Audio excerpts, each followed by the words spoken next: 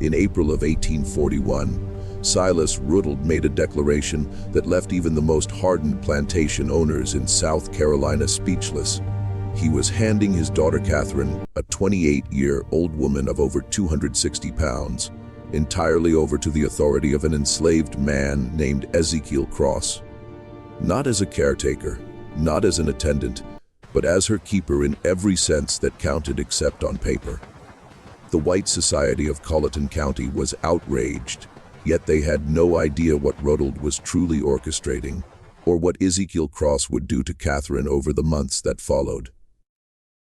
By November, Catherine's body had transformed in ways nobody could account for. 13 men were dead, and Cypress Grove Plantation had been reduced to nothing but cinders. What truly passed between that enslaved man and the plantation owner's daughter? What did he do that left every witness gripped with terror? Before we pull back the curtain on this disturbing truth, subscribe, hit that bell, and drop your state in the comments below. Now, let me bring you back to where it all started. Spring in Colleton County descended with a suffocating heat and humidity that turned the very air into something thick and heavy. The Combahee River crept slowly through the low country, its black water mirroring Spanish moss that draped from live oak trees like burial shrouds. Rice paddies stretched for miles in every direction, their flooded fields worked by hundreds of enslaved people, wading through knee-deep water from the first light of dawn until the last of dusk. This was wealth forged from suffering, prosperity wrung from human agony, all of it justified by men who had convinced themselves that cruelty was simply the natural way of things. Cypress Grove Plantation occupied 800 acres of moderately productive land. Its owner, Silas Ruddle, was not quite among the county's elite, though he burned to be. He held 58 enslaved people, which made him prosperous by most measures, yet barely placed him in the middle tier of local society. The truly powerful families commanded thousands of acres and hundreds of slaves. They retreated to Charleston in summer and dispatched their children to northern universities. Their names carried a gravity that could swing open doors or shatter reputations with a single utterance. Silas had married Elizabeth Yancey in 1812, a union that brought modest land and a respected surname. Elizabeth had been a practical woman, one who kept careful records, and seemed far more interested in profit than in social ambition. She died in childbirth in 1813, leaving behind a daughter christened Catherine. For 28 years, Silas raised Catherine alone while channeling his energies toward breaking into the county's inner circles of power. He was a tall man, lean in the way of those who forget to eat when consumed by obsession. His hair had silvered early, lending him a severity that matched his cold nature. In business, he was considered shrewd yet sufficiently honorable, the sort of man who drove hard bargains, but kept his word. His daughter Catherine had grown up in isolation, educated by private tutors, never quite fitting anywhere. By 1841, she was 28 years old, weighing nearly 260 pounds. Her body had become swollen from years of medications, prescribed by doctors who labeled her condition hysteria and female nervous disorders. She suffered violent episodes in which she would shriek and hurl objects. The previous year she had come at her father with a letter opener, opening a scar across his left hand. White society in Colleton County murmured about her with counterfeit sympathy. Poor Silas Ruddle, burdened with a mad daughter. What a pity. She had been such a lovely child. None of them knew the truth. None of them knew what Catherine had witnessed at the age of 12, or that her madness was not madness at all, but a rational response to a life spent among monsters. The letter arrived on April 7th, delivered by private courier. Silas opened it in his study, expecting business correspondence.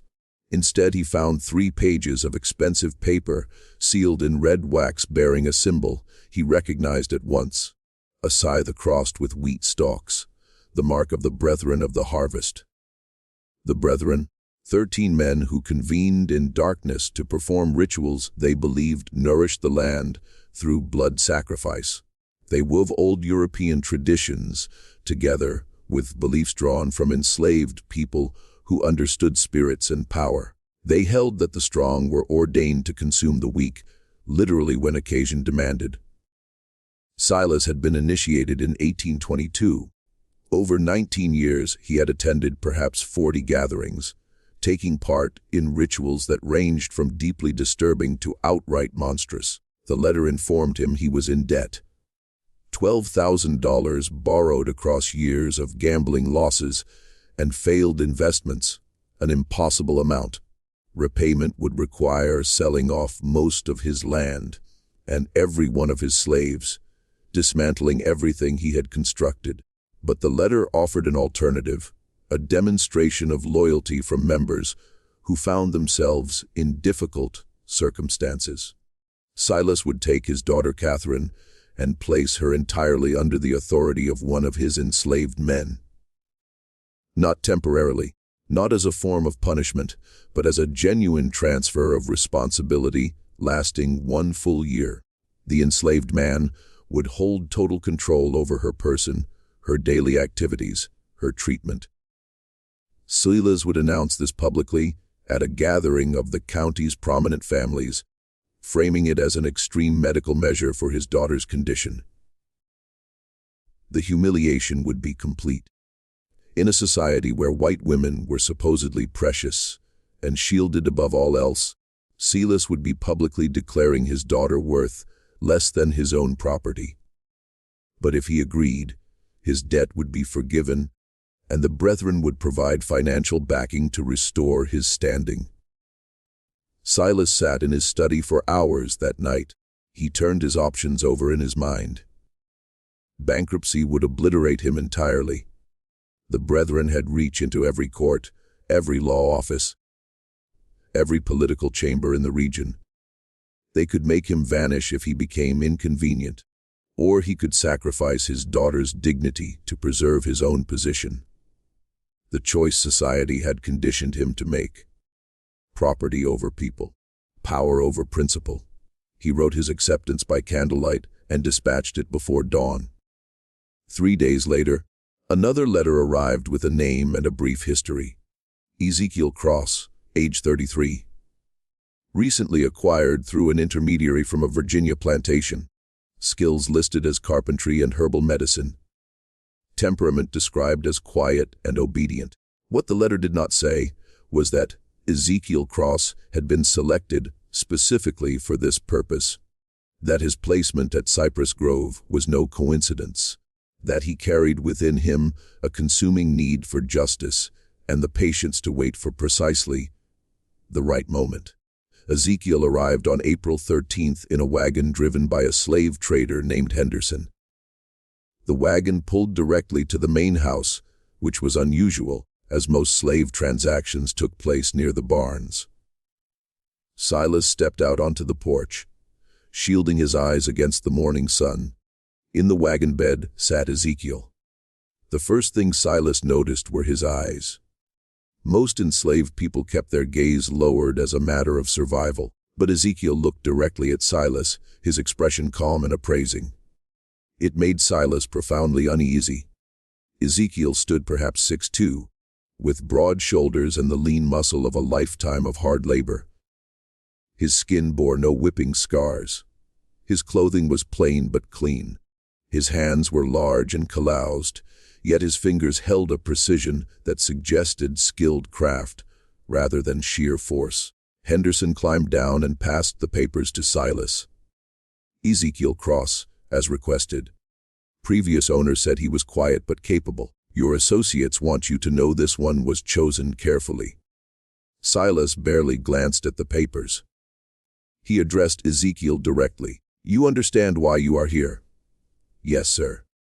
Ezekiel's voice was deep and measured, carrying a faint Virginia accent. My daughter is unwell. You will be responsible for her care. Doctors have failed. You claim knowledge of herbal treatments.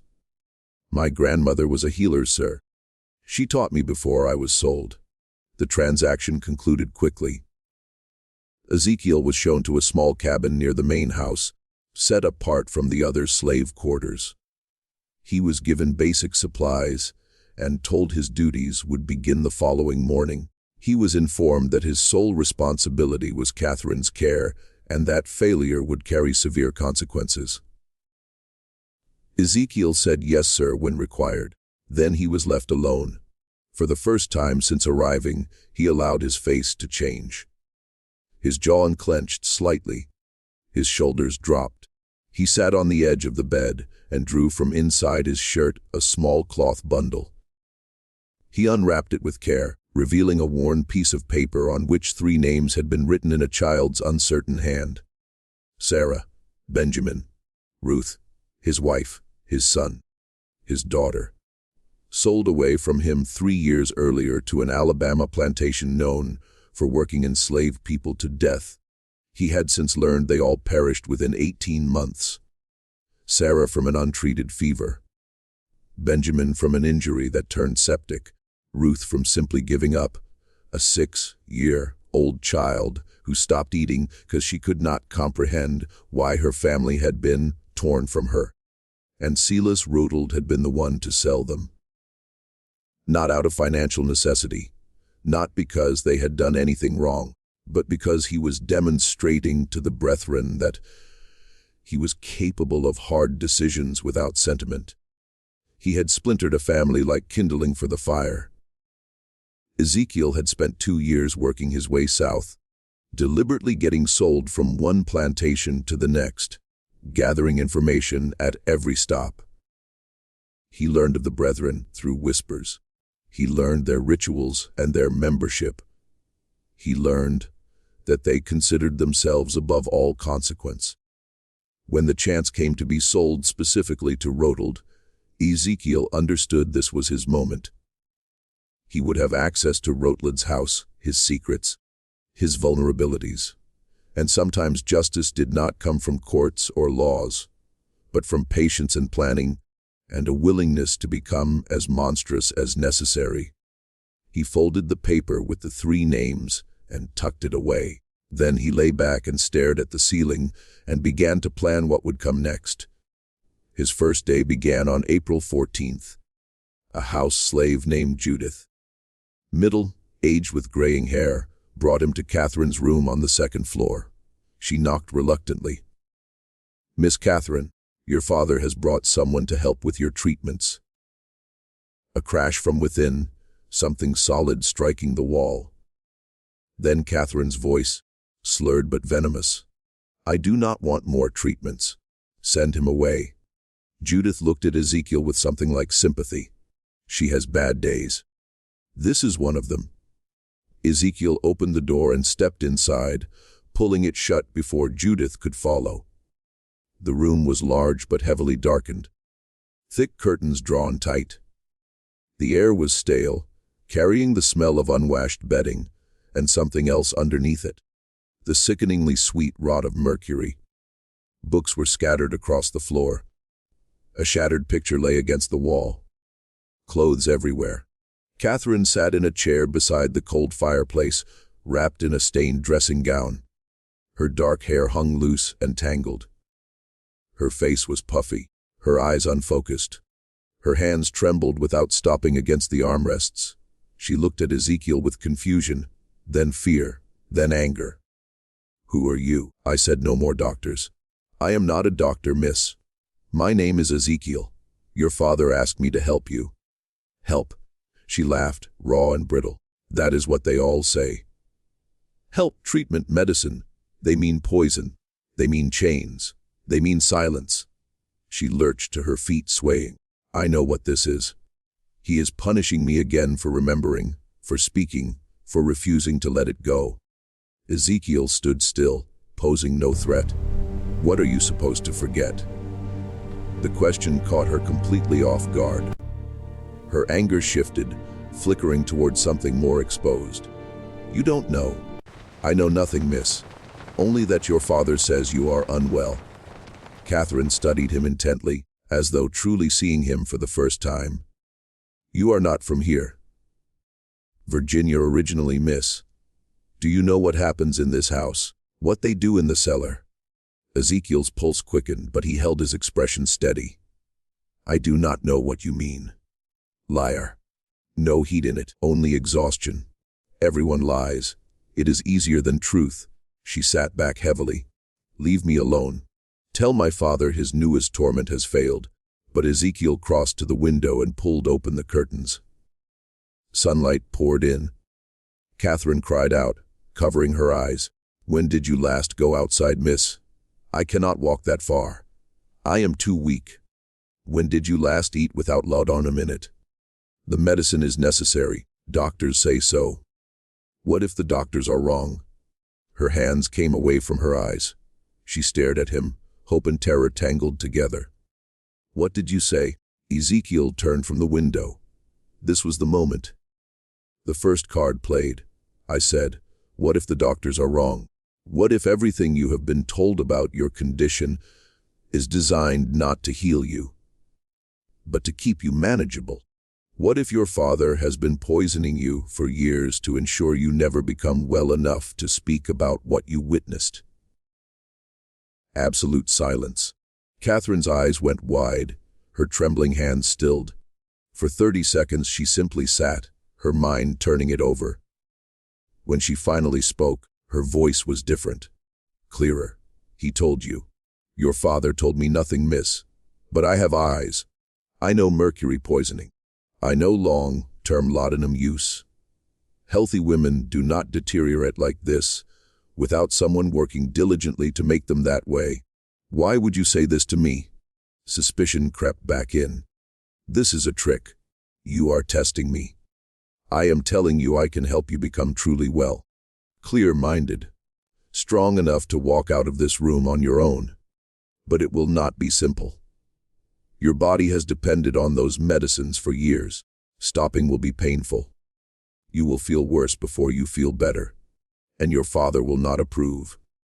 Then why would you do it? Ezekiel met her gaze. Because I have my own reasons for wanting Silas Rutald to suffer. And the surest way to make him suffer is to return to him a daughter who is sane enough to remember everything and strong enough to speak it aloud. The truth was dangerous to say so plainly. But Catherine was damaged, not foolish. She would see through manipulation. Genuine common cause, however, she might believe. You want revenge on my father? Yes, miss. What did he do to you? He sold my family. My wife and 2 children, sent them to their deaths for no reason other than to prove something to men who measure worth in cruelty. Catherine absorbed this, then nodded slowly. The brethren. He sold them for the brethren. Not a question. The brethren, miss. You do not know. She laughed, something unhinged threading through it. You will learn. Everyone learns eventually. She leaned forward. If I agree. If I let you help me, what happens then? You get well, miss, and when you are well, we decide together what to do next. I have my revenge to plan. You have yours. Perhaps they align. Catherine studied him for a long moment. Finally she spoke. I want them all dead. My father, Judge Palum, Reverend Crenshaw, every man who has ever stood in that cellar. I want them to suffer first, to know it is coming, to beg. Then I want them dead. The venom was startling, not for its intensity, but because it came from someone everyone had dismissed as harmless and mad. This was not madness. This was rage that had been compressed over years until it was nearly solid. Ezekiel nodded. Then we have an understanding, Miss Catherine. If we are conspirators, use my name. I cannot miss. Not where anyone might hear. We must be careful. Then know something, Ezekiel. Catherine's eyes glittered. I have killed before. 3 people. House slaves who might have told my father about my lucid moments. I cannot recall exactly how. The laudanum blurs everything. But I know I did it. They vanished. Their families were told they had run away. She smiled in a way that had no warmth in it whatsoever. So if you are planning to use me, and then dispose of me, understand that I am not a victim. I am something considerably worse. Ice moved through Ezekiel's spine. He had expected an ally, not someone whose capacity for violence might surpass his own. But he held steady. I believe you, miss, and I will not betray you. Good. Catherine rose, more steadily than before. Then let us begin. But I have one condition. When this is finished, when we have taken our revenge, I want to die. I do not want to go on living with what I have seen and done. You will help me with that as well. Agreed. Ezekiel had not anticipated that, but he was committed now. Agreed. Then we have a deal. Catherine extended her hand. After a moment's hesitation, Ezekiel shook it. Her grip was stronger than he expected. Over the week that followed, Ezekiel began Catherine's treatment. He reduced her laudanum gradually, replacing some of it with herbal preparations. Valerian root for anxiety and sleep, chamomile for digestive distress, milk thistle to help her liver process the accumulated toxins. The process was brutal. Catherine spent 3 days confined to her bed, feverish, shaking and vomiting. Ezekiel remained with her through all of it, holding a basin when she was sick, wiping her face with cool cloths, speaking quietly just to remind her she was not alone. When the worst of it passed, she was weak but more lucid than she had been in years. The constant tremor diminished. Her speech became less slurred. She could hold her focus on a page. Then the real work started. Ezekiel had her walking short distances at first, from her room to the end of the hallway and back. It exhausted her, but he insisted on it every day, a little further each time. He adjusted what she ate, bringing lean meats and vegetables in place of heavy pastries. He kept strict limits on portions, though she fought him on it. Years of using food as comfort made restriction a constant battle. While working on her physical recovery, they talked. Catherine told him about the cellar, about what she had witnessed at 12 years old. She described it in detail that turned Ezekiel's stomach, but he listened without once interrupting. She told him about the years of gaslighting that followed, her father steadily convincing everyone around her, and at times Catherine herself, that she was unstable, that she invented memories, that nothing she said could be taken seriously. She told him about the journal she kept hidden, pages recording dates and times, when her father slipped out late at night, names of visitors who came at strange hours, sounds from below that should not have been possible. Ezekiel told her about his family, about Sarah, who sang while she worked and taught their children to read in spite of the danger, about Benjamin, who at 8 could perform mathematics that astonished overseers, about Ruth, who loved flowers and gathered wild blooms to make their cabin feel like something more than a place of captivity. He told her how Silas arrived at the Virginia plantation with a buyer's warrant, how he examined them like livestock, how he agreed to purchase all 3 at a fair price, then altered the terms at the last moment, announcing he only needed the woman and children, not Ezekiel, how he divided the family with no practical reason, simply because the power to do so was his. He smiled when he did it. Ezekiel said quietly, "That is what I remember most clearly. My son weeping, holding onto my leg and begging. My wife trying to stay strong, telling Benjamin to be brave, and your father smiling, as though causing that pain pleased him." Catherine listened with newly clear eyes. "I am sorry. I know that is only a word, but I am sorry for what you suffered because of what my father is." "You are not responsible for what he does, miss." "No, but I am responsible for what I do next. And I promise you, Ezekiel, he will pay for what he took from you. They will all pay." The formal announcement was set for April 29th. 41 people gathered in the Cypress Grove dining room for what the invitations described as an important family announcement. The county's elite arrived by carriage. Judge Palum with his wife Eleanor, Reverend Crenshaw with his daughter, Marcus Fanning and his family, Benjamin Lyall from the bank. The meal was elaborate.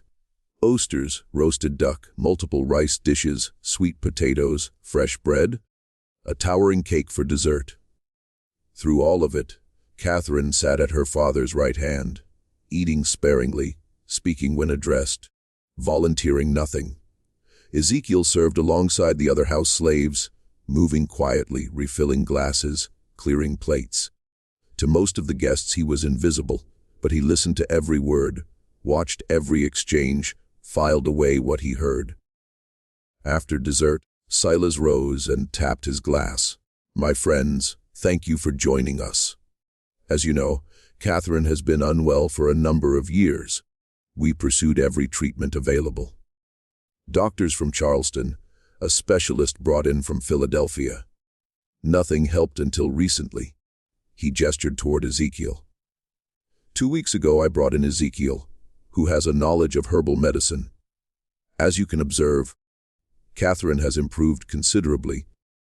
Clearer, calmer, more herself than she has been in many years." Polite murmurs moved around the table. Catherine kept her expression neutral, though Ezekiel noticed her hands knotted in her napkin beneath the table's edge. "This improvement," Silas continued, "has brought me to a difficult decision.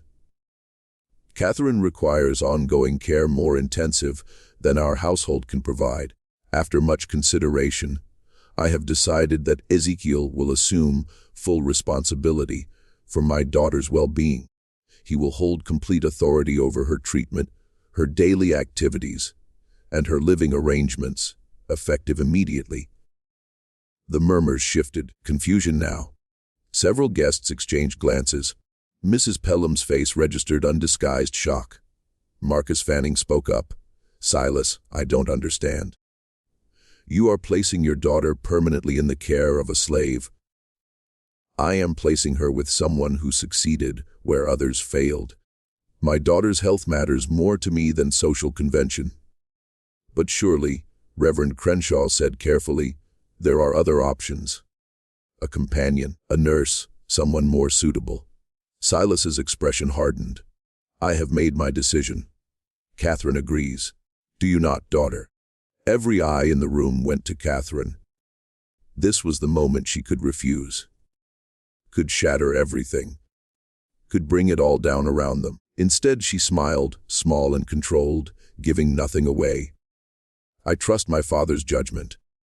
Ezekiel has been kind, and his treatments help. I am quite content with this arrangement." Perfectly delivered. But Ezekiel saw what the others missed. Saw her knuckles pale white against the napkin. Saw the flash behind her eyes that was a silent promise of violence.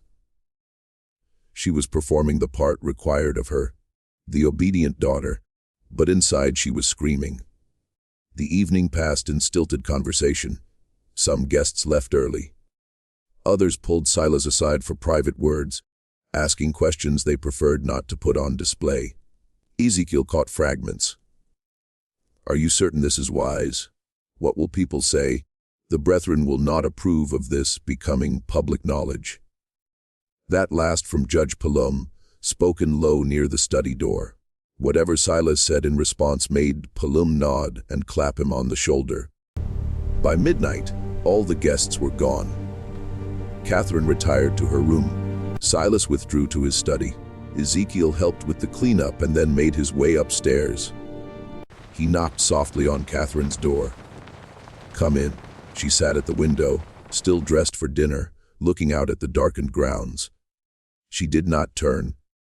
"It is done, then. I am officially your responsibility. Property of property. How absurd. How are you feeling, miss? I want to burn this house down with everyone inside it. But we must be patient. Is that not what you keep telling me?" "Yes, miss. I agreed to it because I want them to feel safe. I want them to mistake this for one of my father's eccentricities. I want them to forget about me entirely while we work." She turned to look at him. "Did you see their faces? The disgust, the pity. They think I am pathetic. They have no idea what we are building. And what exactly are we building, miss? Catherine moved to her dresser and lifted out a wooden box. Inside were papers covered in her handwriting. I have been recording everything I remember for years. Dates, names, descriptions of rituals, all coded so it reads as nonsense if discovered. But I can decode every word. We have enough to ruin 20 men. And will anyone believe us, miss? A woman recently recovered from madness and an enslaved man. No, which is precisely why we need evidence they cannot dismiss. Physical proof. Something undeniable. She pulled out a single page. I know where they keep their records. The Brethren maintains a ledger of all activities, every ritual, every sacrifice, every member's participation. It exists to ensure that everyone is equally implicated. My father mentioned it years ago, before he understood I would remember. Where is this ledger? In the cellar. There is a concealed room beyond the main chamber. I never saw inside, but I heard them speak of it. That is where they keep everything they cannot afford to lose. Ezekiel felt excitement braided with dread. Such a ledger would be catastrophic evidence against them. But retrieving it meant entering the very heart of the Brethren's domain. We would need to access it when the house is quiet. My father goes to Charleston monthly for business. The next trip is May 14th. He will be away for 3 days. That gives us 2 weeks to prepare. We need the cellar's full layout. Every room. Every hiding place. I can help with that. I have been thinking about this for 16 years. I know precisely what needs to happen. They spent an hour going over the details in careful whispers.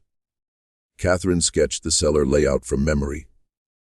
Ezekiel asked about guards, keys, and slave schedules. When he finally left her room, it was nearly 2 in the morning. He made his way back to his small cabin, his mind moving fast. He was now fully committed to conspiracy with a woman who was brilliant and damaged and frightening. He drew out the paper with his family's names and looked at it in the candlelight. I am doing this for you. For Sarah, for Benjamin, for Ruth, for every person who suffered, because men like Silas Rutald believe power gives them the right to destroy lives.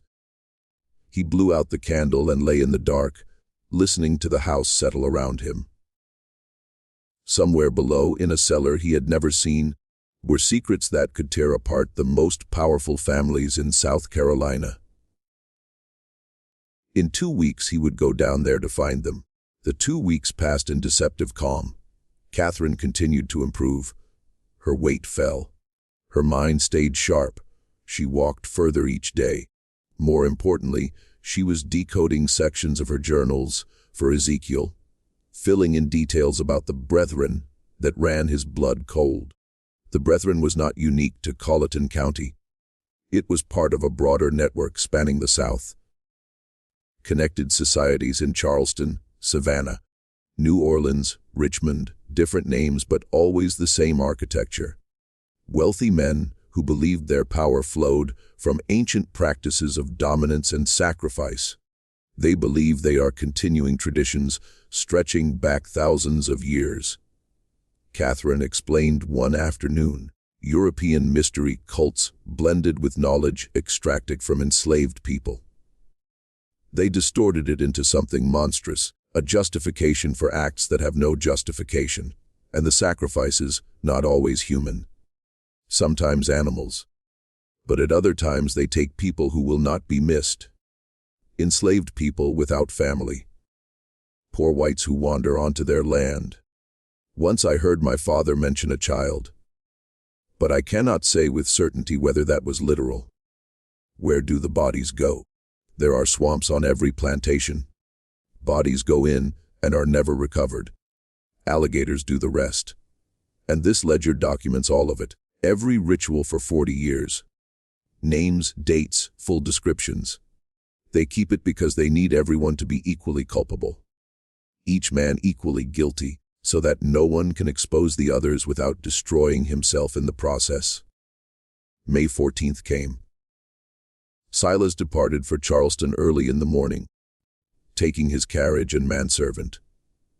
He would stay with associates, attend to business, and was expected back the evening of May 16th, nearly 3 full days. They waited until nightfall to move. The house settled into its evening routine. By 10 o'clock the main house was silent. They met in Catherine's room. She had changed into simple dark clothing, allowing free movement. Her hair pulled back tightly. She looked like someone preparing for war. "Are you certain, miss?" "I have never been more certain of anything." "Let us go." The cellar entrance was in the kitchen, concealed behind the pantry. The door looked like wall paneling, but when pressed in precisely the right place it clicked open, revealing narrow stairs descending into darkness. The smell struck them at once. Damp earth and old smoke, and something organic and rotten beneath it all. Catherine noticed his reaction. "You get used to it. I wish I could tell you the smell eventually stops, but I would be lying." They descended carefully, Ezekiel carrying a shuttered lantern, providing barely enough light to see by. The stairs were steep and worn, the wood groaning underfoot. After 20 steps they reached the bottom. The cellar was larger than Ezekiel had anticipated, easily 30 feet square with low ceilings propped up by thick beams. The floor was packed earth. The walls were lined with stones weeping moisture. At the center stood what Catherine called the altar, though now it looked like nothing more than a heavy wooden table. But the dark stains on its surface and the grooves carved into its edges told a different story. Around the room sat candle holders, clay jars sealed with wax, wooden boxes, a rack holding black robes trimmed in crimson. Along one wall, shelves loaded with books and papers.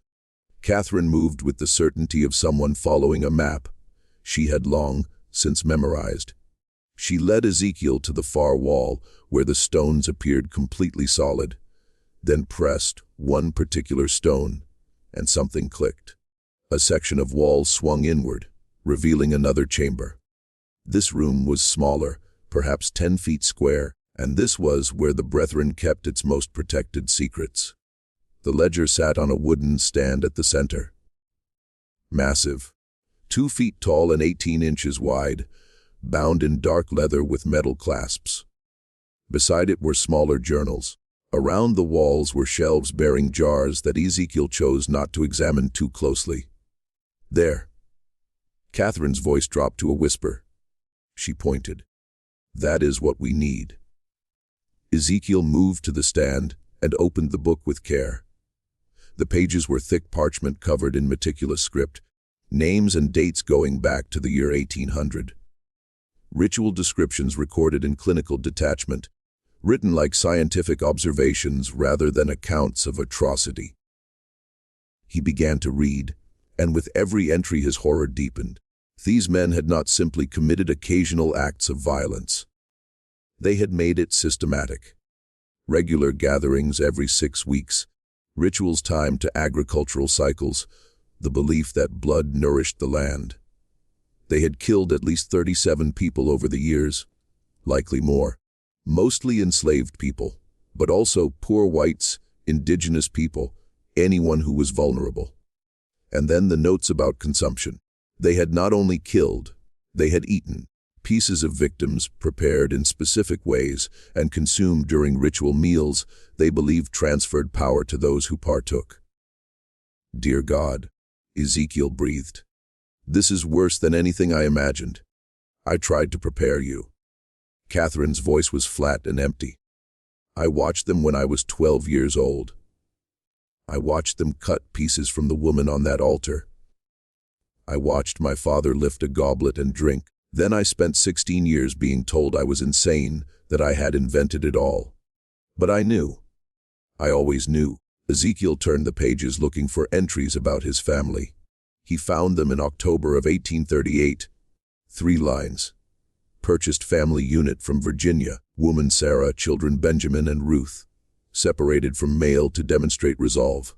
Sent to Alabama contact. Payment received. 3 lines. That was the full accounting of his family's destruction. "We need to take this," Ezekiel said, his voice pulled tight with rage. "No." Catherine's hand on his arm. "If we remove it now, they will know immediately. We need to copy the most critical entries first." She was right, but Ezekiel wanted to set fire to everything in the room. Revenge, however, demanded patience. Demanded being sharper than the enemy. They spent 3 hours working. Catherine had brought paper and ink. She transcribed entries about specific rituals, focusing on those that named current members.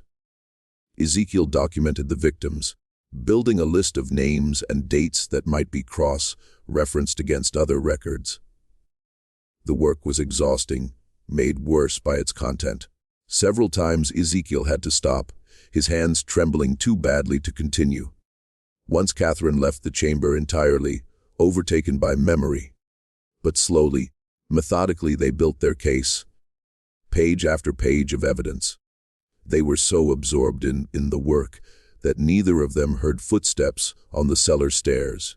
The first sign anything was wrong was when light blazed in the outer chamber, far brighter than their single lamp.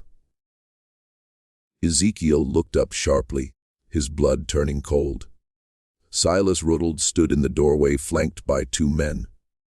Behind them, at least 4 more figures waited in the main cellar. "I must admit," Silas said, his voice perfectly calm, "I am impressed. I did not expect you to locate the inner chamber." Catherine rose slowly, positioning herself between her father and Ezekiel. "You were supposed to be in Charleston." "I was supposed to be, yes, but I never fully trusted your miraculous recovery. So I made arrangements. I left this morning as planned, but I returned this afternoon and watched the house through the evening, waiting to see what you would do." He stepped further into the chamber, the 2 men solidly blocking the only exit. "Did you truly believe I would not anticipate this?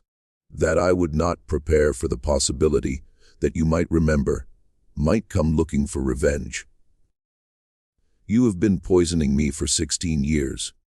Catherine's voice remained steady despite everything. "And you expected me to simply accept that. I expected you to understand it was necessary. You witnessed something you should not have as a child. You could not understand what you saw. I could not allow you to destroy everything we built. I was 12 years old, and I watched you murder a woman and consume her flesh. That was not confusion, Father. That was a reasonable response to witnessing evil. Evil. Such a simple word." Silas moved further into the room, his eyes shifting between Catherine and Ezekiel. "And you using my daughter to get to me." Filling her head with ideas of vengeance, Ezekiel said nothing, calculating distances and odds.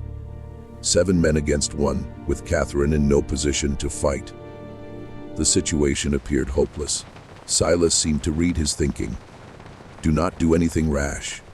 I have no desire to hurt either of you, not permanently. But I cannot allow this rebellion to continue." He gestured to the men behind him. "Bring them upstairs. We need to discuss what comes next." They were taken to Silas's study and locked inside together. The room had no windows except for a single high transom, impossible to reach. The door was heavy oak, locked from outside. The moment they were alone, Catherine moved to Ezekiel. "Are you hurt?" "No, miss." "But we are in very serious trouble." "Yes." "But not as seriously as you might think." She pulled something from inside her dress, the pages they had been copying. "I managed to hold on to these. He didn't search me. Too confident. That won't help us if we are dead. We are not going to die. Not tonight." Catherine's eyes were calculating. "My father will want to resolve this without killing me if he possibly can. I am still his blood. That gives us something to work with." Over the following hour, they heard the sounds of arrival, voices in the corridor, men assembling. The brethren was gathering. Eventually the door opened. Marcus Fanning stood there, his expression grim. "They are ready for you." Come without resistance, and you will not be harmed. They were led back down to the cellar. This time the main chamber had been transformed. All 13 Brethren members were present, dressed in ritual robes. Candles burned in every holder. The altar was draped in crimson cloth. 13 chairs were arranged in a perfect circle, all occupied, except Silas's at the altar's head. Ezekiel and Catherine were positioned at the center of that circle, forced to stand facing Silas while the other members watched with expressions ranging from detached curiosity to open hostility. Silas lowered his hood. Brothers of the harvest, thank you for coming on such short notice. We are facing a crisis. My daughter and her associate found the inner chamber. They saw the ledger. They were copying entries when I interrupted them. Judge Pelham spoke up immediately. Then they must be silenced. Permanently. This is not a complicated matter. I disagree. Silas raised a hand. My daughter is blood. I cannot simply dispose of her without first exhausting every alternative. And the man presents an opportunity. What opportunity? Reverend Crenshaw asked. To test something I have long suspected, Silas said. That a person can be drawn into our work through their own actions, if the circumstances are framed correctly. He turned to Ezekiel. You want revenge on me. You want to see me destroyed for what I did to your family. I understand that. But what if I offered you a different kind of revenge? A more meaningful one? I don't understand. Ezekiel said carefully. I am offering you membership. Not as a full equal. The Brethren does not accept men of color as full members, but as an associate. You would attend our gatherings, participate in our rituals, and in return I would give you what you want most. My family is dead. You cannot return what I want most. No, but I can deliver you the man who killed them, the plantation owner in Alabama who worked your wife and children into the ground. His name is Edward Gaines. He is not part of the Brethren. He has no protection from us. Join us, prove your loyalty, and I will hand you the resources to destroy him. Money, information, whatever you require to make him suffer as you have suffered. The offer sat in the air, obscene in its calculation. Join the very men who had shattered his family in order to pursue the man who had finished the destruction. And if I refuse, then you and Catherine both die tonight. Your bodies go into the swamp. No one will ever know what became of you. The pages Catherine was copying will be burned. Her journals destroyed. Everything continues exactly as it always has. Silas opened his hands. But if you accept, you live. Catherine lives. You have your revenge. All it costs is your soul. Ezekiel looked at Catherine. Her face was pale, but her expression was clear, and she gave him the slightest shake of her head. Do not do it. Whatever happens, do not become them. But Ezekiel was already thinking about acceptance, about working from inside, about gathering more evidence, about buying time. He looked back at Silas. What becomes of her? She returns to her room. She resumes her medications. She forgets what she has seen. The alternative is she dies here with you. No. Catherine's voice cut through the chamber. I will not forget again. I will not be silenced. Kill me if you must, Father, but I will not pretend I don't know what you are. Silas's expression hardened. Then you have made your choice. Wait. Ezekiel spoke quickly. I accept, but with one condition. Catherine goes free. Not back to her room. Free. Let her leave this house. Leave South Carolina. Give her money to begin again. Do that, and I will join you. Several members shook their heads at once. But Judge Pelham spoke. The man makes a point. The girl is already broken. Even if she talked, who would give her credence? But a man willing to join us to become complicit, that is valuable. That demonstrates the reach of our power, that it extends even to those who despise us most. Silas considered it. Finally he nodded. Very well. Catherine will be sent north. I have associates in Philadelphia who will take her in. She will be given a new name and a stipend to live on, but she can never return to South Carolina. Never make contact with anyone from her previous life. She will be dead to everyone here." "Agreed." Catherine stared at Ezekiel. "No, I will not leave you to this." "Agreed," Ezekiel said again, cutting her off. "She goes free. I join you. Then we have a bargain." Silas turned to address the others. "Catherine leaves tomorrow. Ezekiel's initiation will take place in 3 weeks at our next regular gathering. Until then, he remains at Cypress Grove under watch. If he attempts to flee or contact anyone outside, the arrangement is void and both die." "Understood." Ezekiel nodded. Catherine looked as though she wanted to fight it, but Ezekiel caught her eye and gave the smallest shake of his head. "Trust me." Catherine left the next morning. A closed carriage came for her at dawn. Ezekiel watched from his cabin window as it rolled down the long drive and vanished into the trees. She had not been permitted to say goodbye. He had not been permitted to speak with her after the confrontation in the cellar. But as she was escorted back to her room the previous night, she had looked back at him once, and in her eyes he had seen something that gave him hope. She understood. She knew he had not truly surrendered. She knew this was strategy, not defeat. The question was whether she would actually go to Philadelphia or whether she had her own plans already forming. The 3 weeks that followed were the longest of Ezekiel's life. He was kept under continuous watch. 2 overseers followed him everywhere. He was not permitted to leave the plantation grounds. He was given pointless work to fill his time, tasks that accomplished nothing but occupied the hours. But he was also given access to the main house, to Silas's study, to the cellar where the next gathering would be held. They were watching him, yes. But they were also testing him, waiting to see whether he would attempt escape or sabotage. Ezekiel did neither. He played the part of a defeated man who had made a pragmatic choice to survive.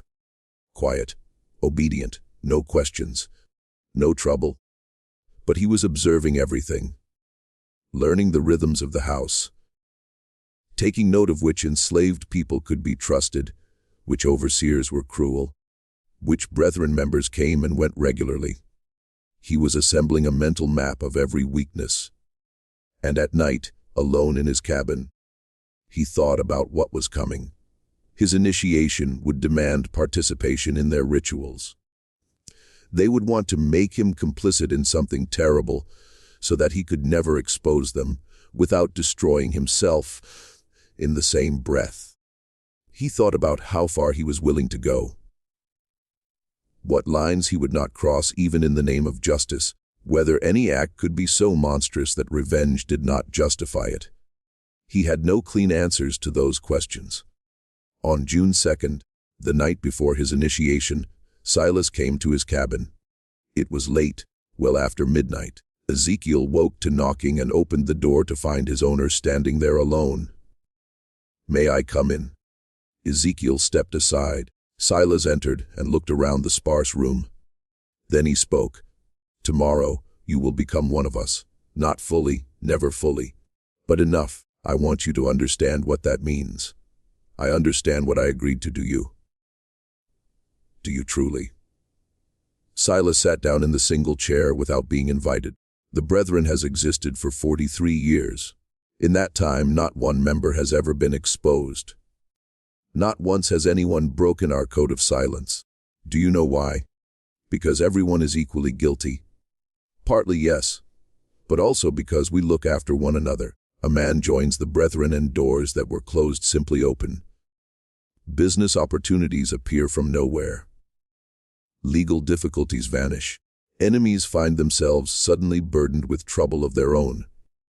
We are not merely a society, Ezekiel. We are a network of power that reaches across the entire South. Once you are part of that network, even as an associate, you will have access to things you cannot currently imagine. And in exchange, I help you murder people. Silas did not flinch. In exchange, you help us maintain the natural order. The strong over the weak. The powerful over the powerless. That is how the world has functioned since the beginning. We simply acknowledge it and put it to our advantage. You killed my family to demonstrate your commitment to that order. I did, and I would do it again. Because sentiment is weakness. Love is weakness. The moment you allow yourself to care more about particular individuals than about power, you have already lost. Silas leaned forward. But here is what I want you to truly understand. Your family is gone. Nothing you do will change that. But you can ensure their deaths counted for something. You can use the power the Brethren offers to prevent other families from facing the same fate. You can work from inside the organization to advocate for change, to push for less brutal treatment, to argue for better conditions. You will have a voice at our table that carries actual weight. It was nearly convincing. The idea that Ezekiel might become some kind of reformer from within, using his position to protect others. But he knew it for what it was. A trap. A rationalization. The moment he participated in their rituals, he would be compromised. The moment he accepted their power, he would begin to be corrupted by it. Why are you telling me this? Because I want you to succeed. Because having you as an ally is worth more to me than having you as an enemy. Because I killed your family, but I do not want to kill you. Silas stood.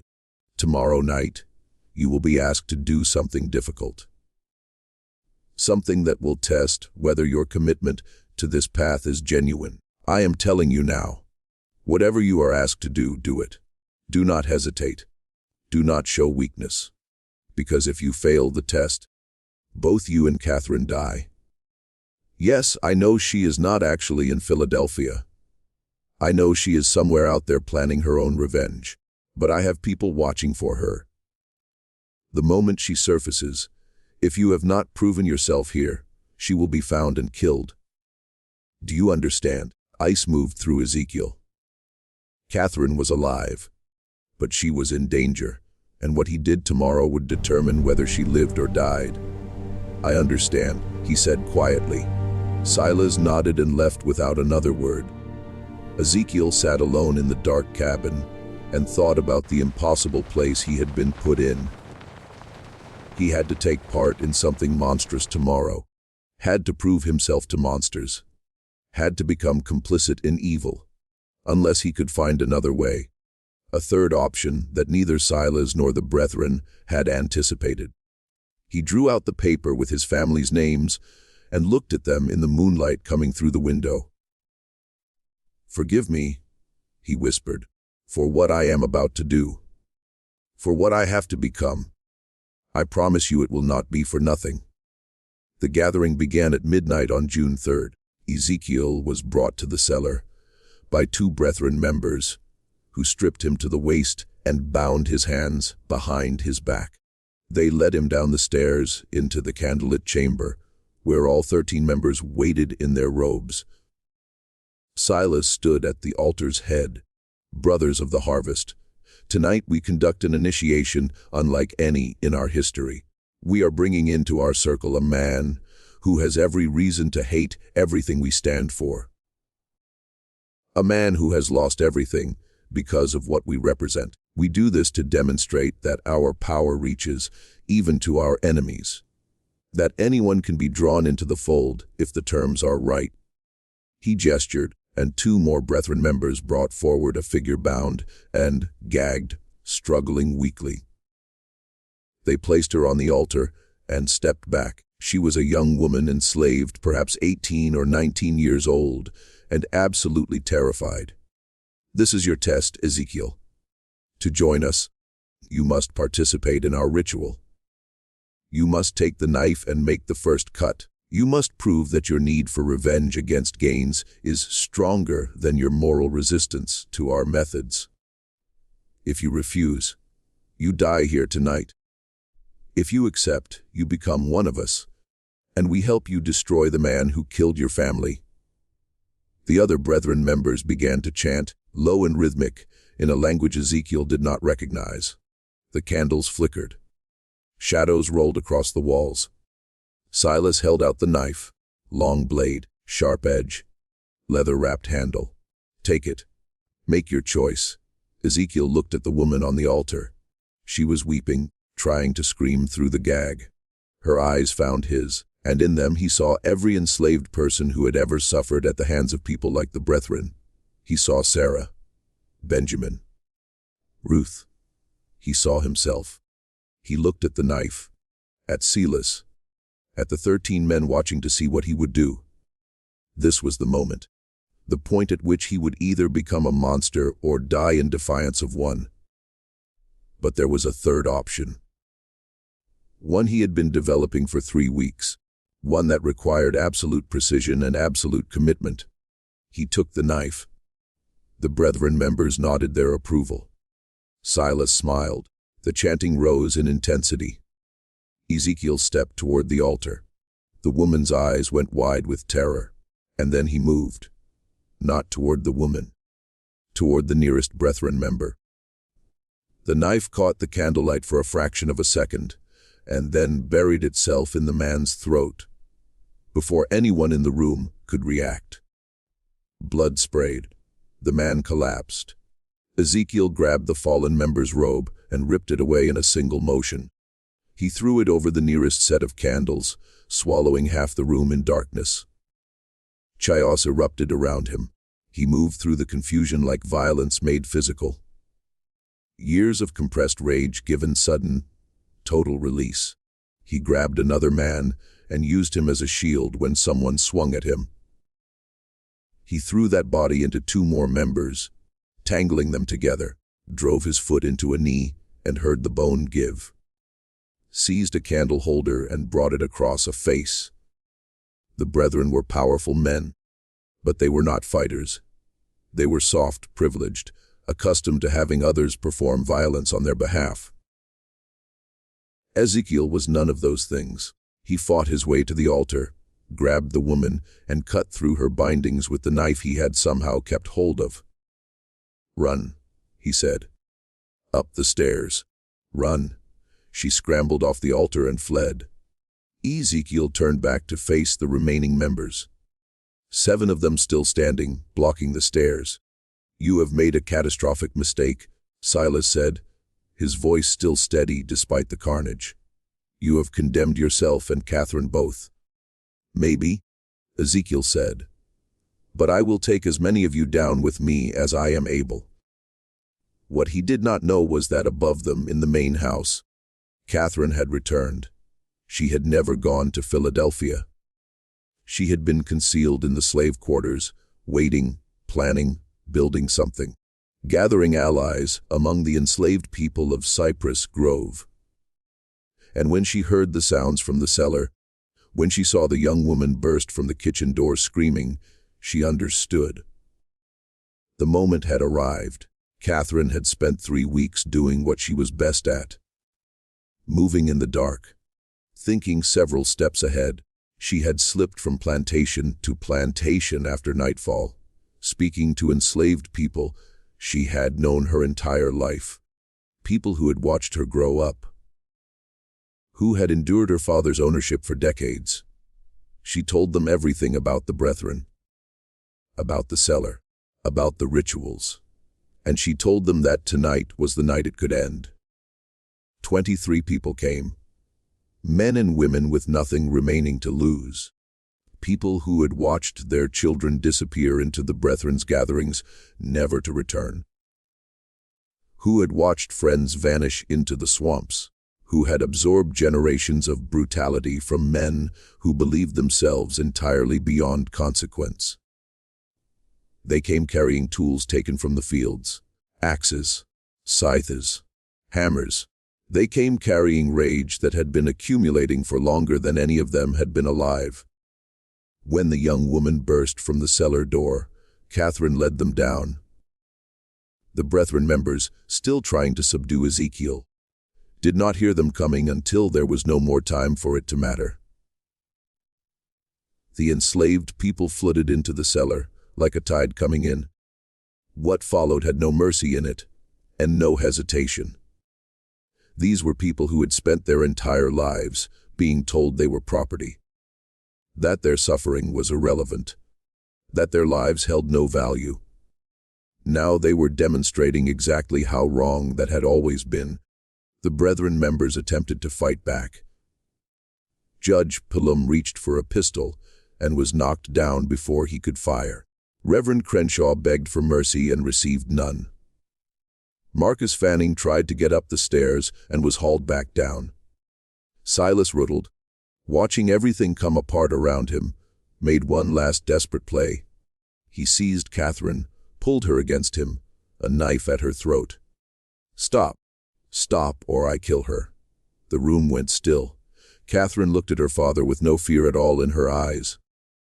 "Do it, kill me." "It changes nothing. You have already lost. I can still escape. You can still nothing." Catherine's voice was cold as stone. "You spent 16 years trying to break me. Trying to make me forget. Trying to convince me I was imagining things. You failed. I remembered everything, and I am going to watch you die."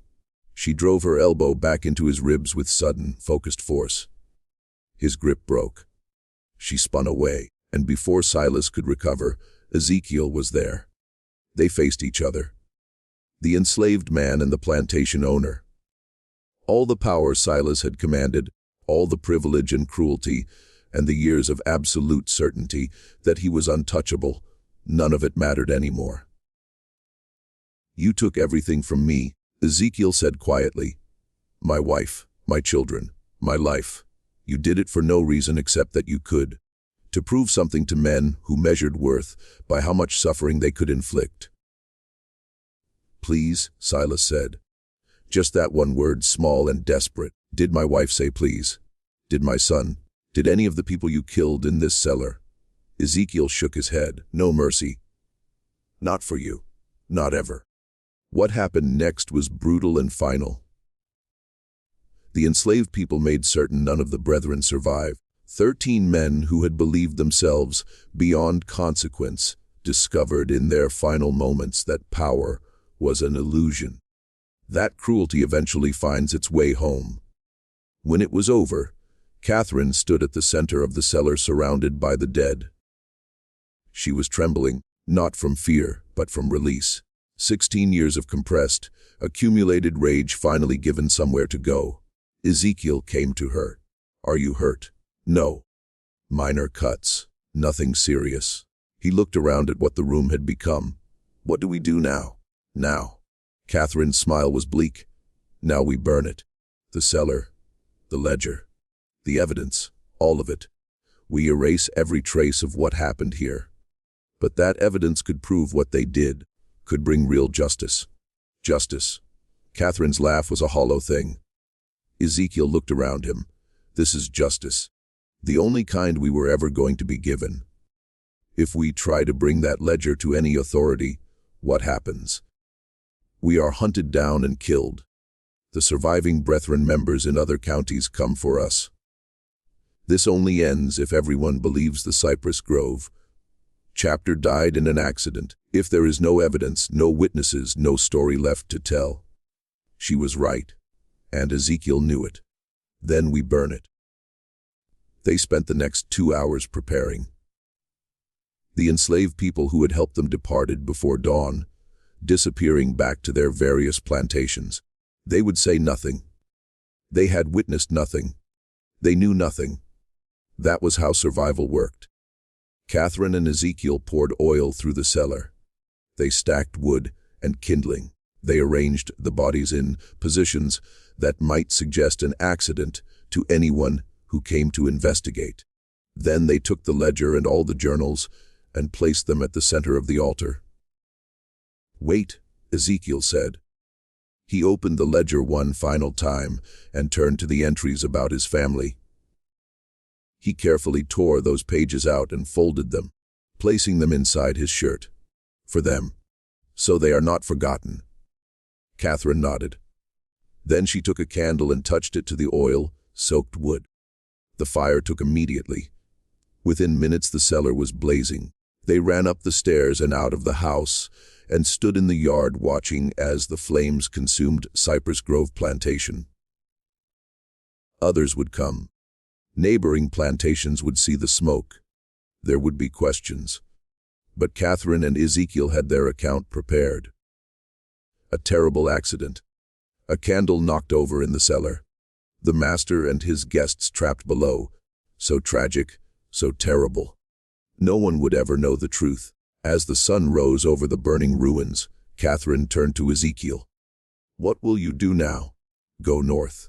Use the chaos of this fire to disappear. Find others who want to fight. Build something that helps people escape." He drew out the paper with his family's names.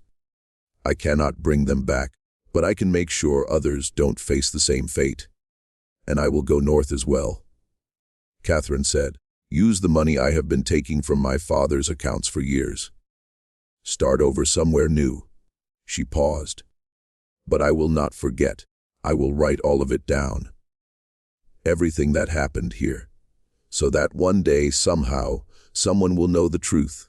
They will seal the records. They will seal your account too, if you try to make it public. Then I will hide it. I will code it. I will leave it somewhere to be discovered decades from now, when we are all gone, and it can no longer hurt us." She looked at the house still burning. The truth has a way of surfacing, even when people do everything they can to bury it. They stayed until the fire had burned itself out, until Cypress Grove Plantation was nothing but ash and blackened timber, until there was no trace left to show that 13 men had once gathered there to commit atrocities. Then they walked away in opposite directions. Catherine north, toward Charleston and eventually Philadelphia. Ezekiel west, toward the frontier, where enslaved people could disappear into communities that asked no questions and kept their own counsel. They never saw each other again. The official account was precisely what they had planned. A tragic accident. Silas Rudald and 12 prominent gentlemen gathered at Cypress Grove to discuss business when fire broke out. All 13 perished in the cellar, overcome by smoke before they could escape. A terrible loss for Colleton County. Funerals with full honors, eulogies praising each man's contributions to society. Catherine Rudald was reported to have perished in the fire as well. Her father's troubled daughter trapped in her room, unable to escape. A particularly sorrowful footnote to an already devastating event. No one questioned it. No one looked too closely. The enslaved people who had taken part said nothing. They had no reason to speak and every reason to stay quiet. Most were sold within months as Cypress Grove was liquidated, scattered across South Carolina and beyond, carrying their secret with them until they died. Years passed. The ruins of Cypress Grove were eventually cleared away. The land was sold. New buildings went up. Life moved on as it always does, papering over the past with the present. But whispers persisted. Stories passed in slave quarters late at night. About the plantation where the masters burned.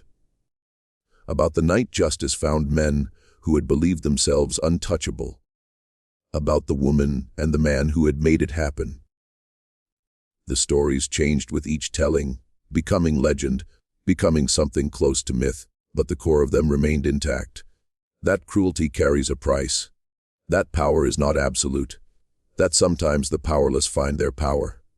In 1863, during the Civil War, Union troops occupying the area where Cypress Grove had stood found evidence of old tunnels beneath the property, bones in the nearby swamp, markings on trees that suggested ritual use. But the war moved on, and no one had time to follow it further. In 1971, during demolition work, a journal was discovered sealed inside a wall. It contained everything: names, dates, ritual descriptions, victims. But as Catherine had predicted, it was coded. And before anyone could fully decipher it, the journal vanished from county records. Some say it was destroyed. Others say it was taken by descendants of the Brethren families, protecting the names of their ancestors. A few believe it still exists somewhere, waiting for the right moment to be found. What is known with certainty is this: 13 prominent men died in a fire in 1841. Catherine Rotel disappeared shortly after, though no body was ever confirmed. An enslaved man named Ezekiel Cross was reported sold to an Alabama plantation, but no record of the transaction exists anywhere. And for years after, stories moved through enslaved communities about a network, helping people escape, led by a man who had looked into the face of the monster and walked away. Whether those stories were real or simply what people needed to believe, no one can say with certainty. But sometimes the truth lives not in official documents, but in the stories people choose to tell, in the memories they hold on to, in the justice they remember, even when history does its best to forget. This story reminds us that power constructed on cruelty is never as solid as it appears. That secrets held in the dark eventually find the light, that the people deemed most powerless often carry the most dangerous power of all. The power of witness, the power of memory, the power of refusing to forget. What do you think of this story? Do you believe everything has been revealed? Do you think that journal is still out there somewhere, waiting to surface? Leave your thoughts in the comments below. If you enjoyed this and want more dark historical mysteries like it, subscribe to Liturgy of Fear. Hit the notification bell so you never miss a story, and share this video with someone who loves mysteries that live on the line between history and horror. These stories deserve to be remembered. These voices deserve to be heard. See you in the next video.